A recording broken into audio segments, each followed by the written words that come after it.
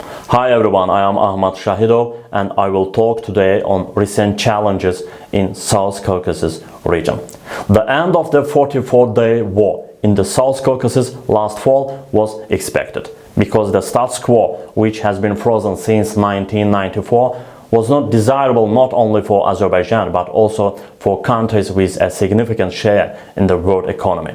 The fact that Azerbaijan and Armenia, located in an important geopolitical and economic geography, have been at war for many years has caused great damage not only to the economies of these two countries but also to the world economy.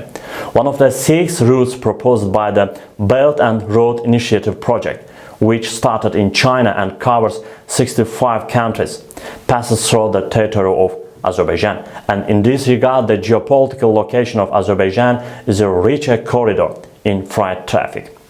The Nagorno-Karabakh conflict hampered the security of this project, and it was necessary to end this conflict as soon as possible. After this conflict, which ended with the territorial integrity of the Republic of Azerbaijan, serious steps are being taken to achieve lasting peace and order in the region. Peace and stability are very important not only for Azerbaijan and Armenia, but also for sustainability of the world market. Great powers are interested in lasting peace in the region.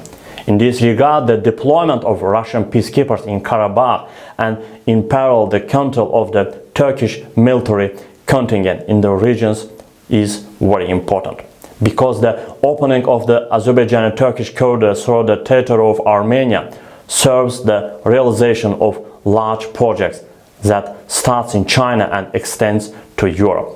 For this, it is necessary to restore the liberated territories as soon as possible, to rebuild the infrastructure and transport hubs in those areas and to provide housing.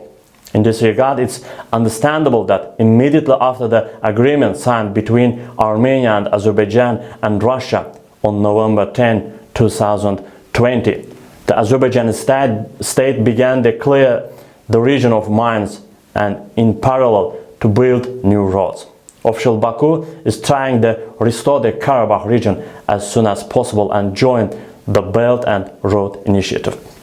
This will bring fantastic financial opportunities for Azerbaijan as well as significant political dividends. It's no coincidence that a new agreement was reached between Azerbaijan and Turkmenistan in early 2021. The agreement between these two countries, which have had cold relations for many years, on the joint development of a rich gas field in the Caspian Sea can be considered part of this mega project, because the project, which started in China, will have access to Europe through Turkmenistan and Azerbaijan. The increase in the number of countries active in the region after the end of the Nagorno-Karabakh conflict also seems very interesting, because after announcing the start of reconstruction work in Karabakh, economic proposals are put forward to Azerbaijan from many different countries.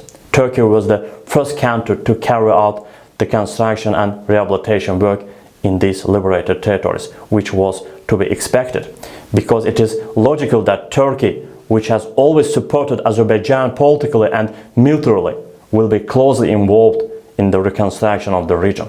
But Turkey is not alone in this sense. The Islamic Republic of Iran is also working hard to take part in the reconstruction work in Karabakh. It's no coincidence that Iranian Foreign Minister Javad Zarif began his visit to the region from Azerbaijan. At his high-level meetings in Baku, the Iranian official highlighted the need for Iranian companies to operate in Karabakh. In addition, European countries have expressed their interest in working in Karabakh and have already begun to work in this direction. Especially Italian and British companies are already working in Karabakh. There may be those who think that the United States is offside in all this process, because at the time of the 44-day Karabakh war, presidential elections were being held in the United States, and it was simply impossible for official Washington to focus on the South Caucasus in the midst of internal strife. In this regard, there are those who think that official Washington is left out of the process in the region, but they are completely wrong. Because it is unacceptable for the United States to watch the developments in the South Caucasus from the outside, which are part of the Belt and Road Initiative, which Russia, Turkey and Iran are actively interested in, and China has been trying to implement since 2010. Therefore, official Washington intends to interfere in the process through Armenia and try to thwart all plans, to destroy all plans in the region.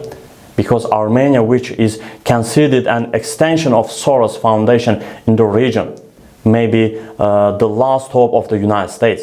It's through Armenia that official Washington can both disrupt China's mega projects, seriously undermine the interest of Russia and Turkey by violating the peace achieved in Karabakh region, and restore its presence in the South Caucasus. It requires a new war. And the intensification of revanchist forces in Armenia in recent weeks and opposition forces proposing a policy of revenge against Azerbaijan should be seen as a new attacks by the Biden government. This time Washington can drag both Armenia and the whole region into disaster. But I don't believe that China will remain silent.